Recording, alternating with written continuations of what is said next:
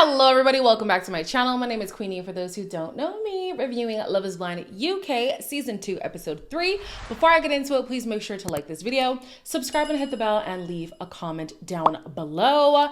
I always forget to advertise. However, I do have a podcast called The Reality Recap. It's available on all streaming platforms and on YouTube. If you're looking for the perfect match for Cheat, for... what else did we cover over there? I have an interview with Sydney from $1 Million Secret. If you want some of that content, you will find it over there. I also have a vlog channel. So people who've been curious about my trips that I've taken, my man that I've debuted, you can find that stuff on my vlog channel. All of that is available on my main channel or in the description box down below. Okay, so Jed and Barta, they talk about tattoos, and he says he wants those tattoos to like commemorate his family and stuff. Why are men like that?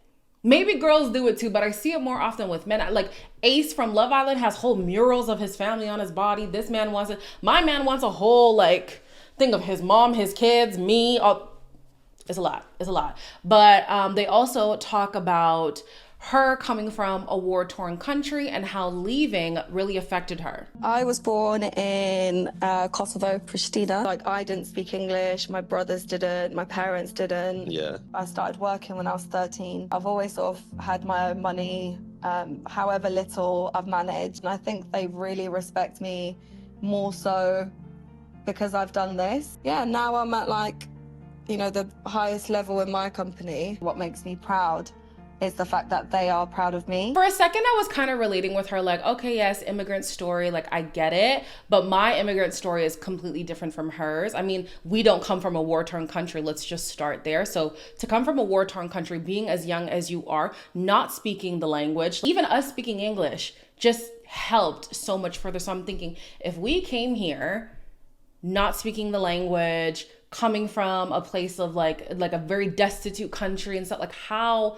much harder would that journey have been? It was really nice to see her open up about that, especially seeing how there's so much tension going on all over the world right now. It's just like, and for what? Like it just leaves people in such a horrible state. And for what? Power?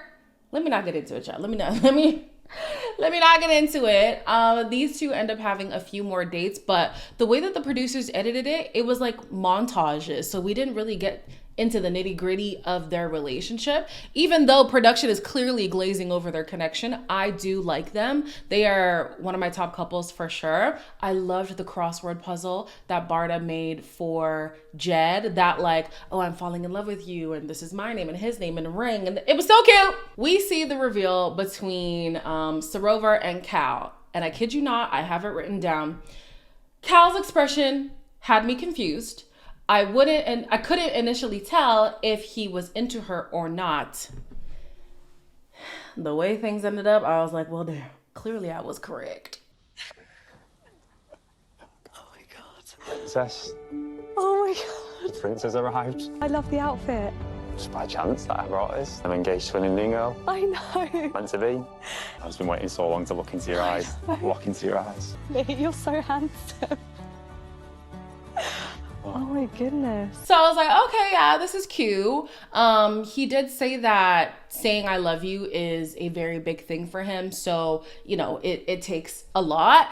He didn't say it beforehand, but now that he's proposed, he can confidently say that he loves her. At first, I was like, how do I feel about that? Another couple does it as well. And I think I actually prefer them saying I love you after the fact. Is it non-conventional? Yes, but the whole process is unconventional.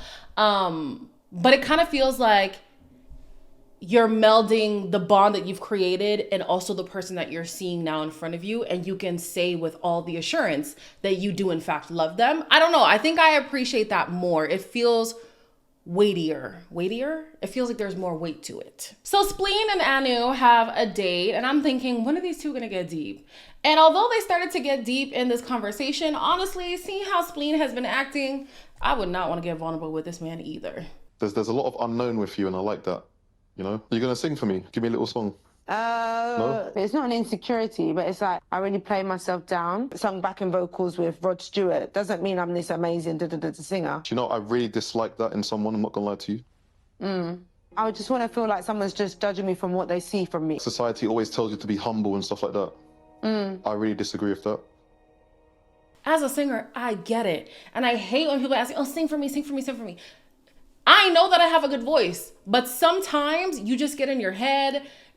You don't want to be critiqued. And also this is going on big Netflix. Like, you know what I'm saying? Like, I can understand what was playing in her mind. And instead of reassuring her in this moment, he's going to say, oh, I don't like people like that. You know, don't diminish yourself. Why do you feel like you have to be humble and whatever? That's not what she was saying at all. And even if that's what she was saying, as somebody who's going to be a potential partner, you could maybe give her some reassurance. You could maybe comfort her. You could maybe let her explore this on her own pace instead of rushing her to do something that she's clearly uncomfortable to do. Then it goes further because he asks how her mom is going to receive him and stuff. And she's like, oh, you know, she might have some things to say. Whatever. Well, I don't even care what she says. I don't care what people say about me. I don't let other people's words determine how I'm going to show up in the world. Shut up. Don't want to hear it. Knowing what we know now, we can kind of see why Spleen was acting the way that he was acting. He's just weird. He's so weird. They have another date where Spleen alleges that he had a splenic intuitive hit that told him she's the one. I need him off my screen. Okay, I need him off my screen immediately. So anyways, he plans a spa day between the two of them because he's like, oh, I want us to explore self-care. Can you explore couth? Because baby, you ain't got it at all. They go on to talk about how they can add to each other's life. And she says, you know what? I'm just going to be myself, you know? All I can do is show up as myself. And this goes into what I was saying in the previous episode. I was like, they don't get into each other and like compatibility. They talk about surface stuff or stuff that's deep, but it's adjacent to them. So like, oh, all the things that my mom went through and stuff. Great. But that was your mom. That wasn't you. You know, so I'm not surprised that they're still struggling to get to that next level because that's been their whole journey. Like nothing is deep. There are many moments where you can tell Anna wants to say something to Spleen, but she swallows her words and she's like, it's okay. Girl, don't do that.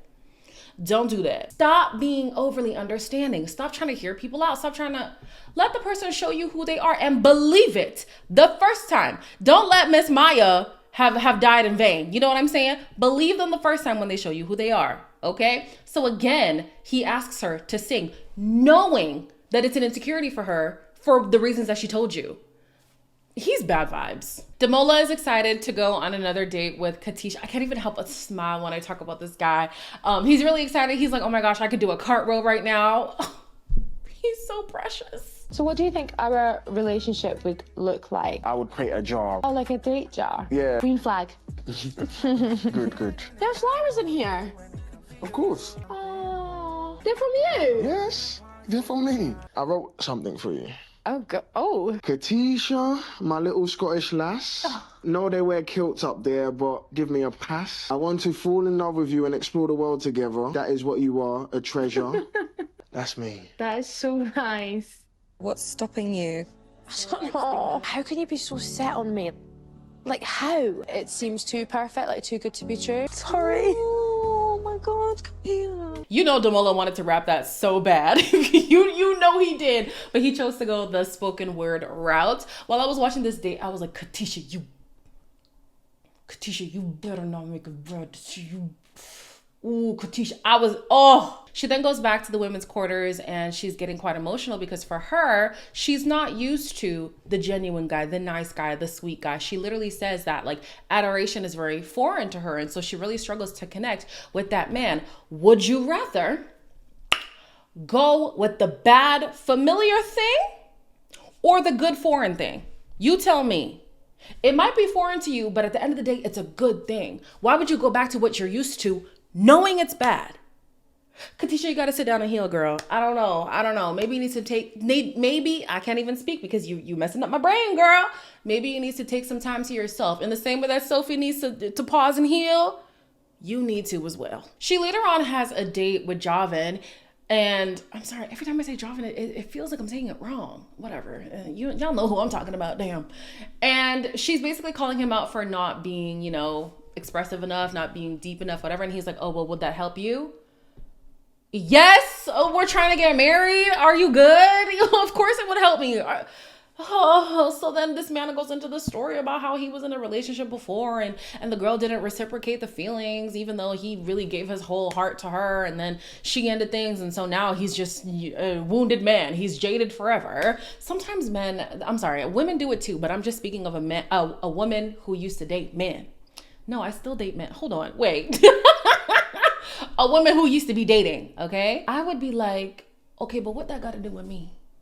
Don't come to me if you're not ready to explore something with a clean slate with me. I'm not your ex. Don't bring that over here. You know what I'm saying? In the same way that I'm not bringing my baggage to you. I might tell you about it and let you know how it affected me personally, but that's not going to keep me from trying to connect with you. Otherwise, I will sit on my bench and heal and then come back. You know what I'm saying? It's just, and I'm not saying it's only a men thing. I'm just speaking from my personal experience. It's just very irritating watching somebody like Javin. Oh yeah, well, I went through something hard before and that's why I'm closed off. So then why come into experiment where you're supposed to end in marriage? Why waste this girl's time, especially knowing that she has another viable connection? This is just a competition for him. He just wants to say, I got the girl. He doesn't really want the girl, nor is he ready to be with the girl. Like, he's been making like grand gestures. Why are you laughing? Probably haven't made too many grand gestures, I guess. Grand gestures? Like love bombing her? No, I was like... love bombing. I was just like, well, I'm not going to sit here and tell you like some mad fairy tale story. Toxic men are so scary. So because the man wants to show her that he likes her, he's now love bombing her. You are now laughing at the situation. He further goes to say that he's at the point where she needs to propose to him.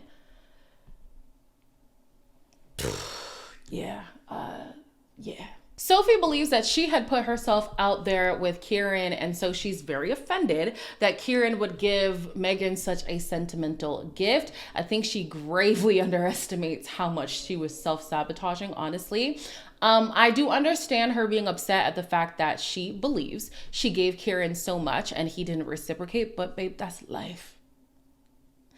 That's life. We're not going to get everybody that we want to be with. It's okay. It happens. I'm glad that her energy was more towards Kieran than it was to Megan, because Megan doesn't owe you anything. Okay. She's also here to find love in the same way that you are. So if you're going to be mad at anybody, be mad at Kieran. But if you are going to be mad at Kieran, be more mad at yourself, because you were holding back. He wanted her first. He wanted her throughout the dates, but she consistently wouldn't open up. And so Megan was rising in the ranks. Like, what was he supposed to? Girl, that's on you. So anyways, she goes in and she has a bone to pick with him or whatever. And I'm just like, baby, it's not giving what you think it's giving. You decided to gift Megan. Your actions have made your intentions very clear. I think it was disrespectful towards me. It's a social experiment. Well, that's really rude. I'm going to give my all to that experiment and see where the chips lie. You would know that girl would come in there and be like, oh, this happened. I can only control what goes on in the pods. Sweet, love that for you. You know that everyone will look at me and be like, Sophie thought that was her strongest connection. I wouldn't do that to you because it's a shit feeling. I'm a prize. Like, I'm a catch, and on the outside world, you would see that. I don't really have anything more to say, so I think I want to leave now. She says that she refuses to be second place. Sure, that's totally fine. You were first place, but you put yourself in second because you were self-sabotaging. But anyways, she says to him, if you truly cared for me, you wouldn't have done this to me. And she claims that she wouldn't have done it to him. He didn't do this to you because he doesn't care about you. He did this for Megan because he cares about her. I think that's what she's missing. It wasn't to slight you. It was to affirm things with her. And oftentimes we do see some people in the pods like two-timing and stuff. I don't even think that this is one of those cases. That's just how the cookie crumbled, okay? So anyways, she decides to leave. Good. I thought that she was going to become callous, and maybe she will be, but she says that she's actually learned from this. She's going to be less scared to open up to people, and that she sees the value, and she sees that there is value in being vulnerable. That's great. I love that. Later, we see Megan go into the pods with Kieran, and she just wants to get to the bottom of like what happened between them. Listen, I I'm torn between what made the situation worse. Is it the fact that he gave the gift? Or was it Megan's reaction to the gift? Because let's be so for real, right? I don't think he was two-timing the girls. I think he was just trying to give Megan a gesture to affirm the connection that they've been making. I don't think it would have been as big of a deal if Megan didn't get as excited as she did. Granted, she's allowed to do so, but I don't think the gift was the problem. And it seems like the people in the scenario are making it seem like the gift was the issue.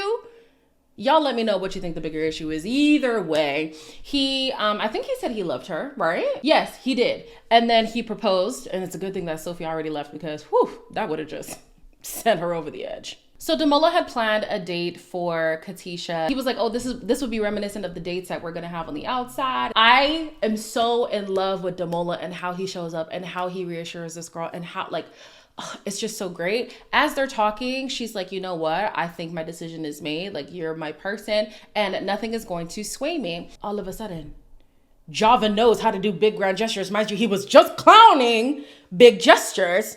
No, he knows what a grand gesture is. I know you've got the next date. I feel confident in my decision. Katisha, you've made me a happy man. I feel like I just scored a 90th minute winner. These flowers are absolutely beautiful. Yeah, good. I'm glad you like them. I'm trying to lock something in. Interesting. Interesting. Felt very strongly about how our days have been in here. This connection was very sure about me. I think that I've realised that connection is stronger than I had anticipated. I'll stay and enjoy my drink. You've already broken my heart. Don't want it to go to waste now. I mean, I can stay and enjoy my drink. She's gonna have to propose to me. That's the only way. If not, I'm taking my ass home, bro. As soon as she expressed that she was leaning more towards Damola, the manipulation came out. Immediately, this man was trying to guilt trip her. This man, mind you, he had asked how her other connection is going. And then he got irritated when she would elaborate. Like, yeah, this is what I'm getting from this man. And these are the things that I appreciate. You got irritated. But then you're going to turn around and start doing the same things. This man had a spoken word. All of a sudden, this man had big bouquet. He must have known how big other man's bouquet was. So, like, he's always trying to one-up the man that you were just clowning after you got irritated with old girl my brain. So I felt so bad for Katisha. But then I was like, you know what? Canon event. I think she's just going to have to go through this and see it on screen to realize that this pattern is not good. I can't even say that she's none the wiser. Like, yes, we do get to see what he says in the men's quarters and in his little confessional thing, but like, she knew he falls in line with my type and my type hasn't been good for me. She knows this. She called him out for not opening up enough. She called him out for not, not call him out, but she did address that the gestures that somebody else was doing was something that she was looking for and she wasn't getting it from him. So like, where's the confusion, babe? I can't even say she didn't know. She knew. She knew. Speaking of another girl who knows that her man is not the one, here we have Anu. She's getting prepared to sing this song for Spleen, and I'm like, girl, he don't deserve it. The one who makes my mind tick, where's our sewing sing to my Patrick. Can't believe I'ma make a husband out of you. We will make it. I think I need to maybe be a bit more open. So I decided to write you a little cheeky song. It's been really hard for me to write original music recently, and doing this with you has encouraged me to write. So yeah, should I sing you my cheeky song? Oh, God. Anna, I don't know what to say, seriously. Oh, do you want to hear the song? You know when I asked you, can you sing for me? I wanted it to be from the heart. I have to follow my spleen. You guilt tripped this girl into singing for you, and she went so far as to write a song personally for you. And you're gonna start moving weird. You're gonna start being, let me just stop you right there. In a world of spleens and Javins, be a Damola. Be a Damola. Because honestly, I understand sometimes being cool boy, it's not giving what you think it's giving. There's one boy, I'm not going to say too much because I'm sure he doesn't want his business to be out there, especially not on my YouTube channel, child. But he reached out to me because he was pursuing somebody who I know. He's a young guy, right? They're both young. The things that the boys would say are like cringe, the girls loved and they ate it up. And he did exactly that, and now they're together. In a world of Javins and Spleens trying to be cool boy, be Damola. Dote after a girl. Show her that you appreciate her. Get the flowers, plan the dates, whatever. And make sure that she's deserving of it. Don't get me wrong. Make sure that she's a girl who's going to reciprocate that. And if she doesn't reciprocate, cut it off. But like, if the feelings are there, express them. If you want to show that you care for this person, show them. I don't see what the problem, like, oh my gosh, like, anyways, we'll see what happens in the next episode. Like, comment, share, and subscribe. And I'll see you in the next one.